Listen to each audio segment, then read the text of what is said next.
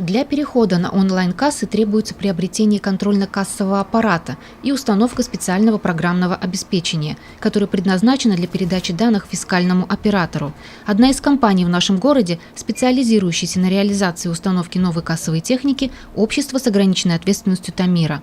Специалисты данной фирмы знают об онлайн-кассах все. Наше преимущество – это широкий ассортимент кассового оборудования на складе. Сейчас в наличии модели от бюджетных по 19,5 тысяч рублей до моделей премиум-класса за 35 тысяч рублей. Есть в наличии эваторы, это умные онлайн-кассы, которые сразу содержат в себе как кассовый аппарат, так необходимое программное обеспечение и компьютер.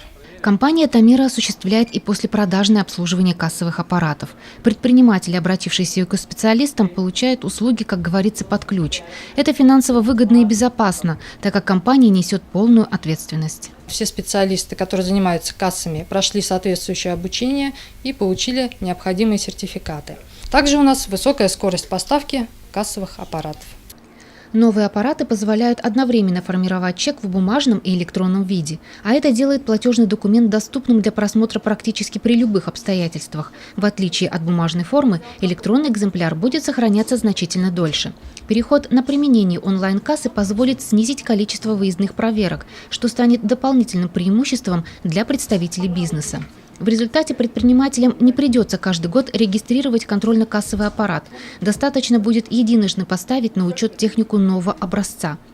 Соответственно, для бизнеса сокращается и количество посещений налоговой инспекции. Еще один стимул для внедрения новшества – это штрафы, которые предусмотрены законом. Их размер составляет от 75 до 100% от суммы денег, полученных в обход контрольно-кассовой техники. При повторном нарушении налоговый орган вправе приостановить деятельность предпринимателя сроком до 90 дней.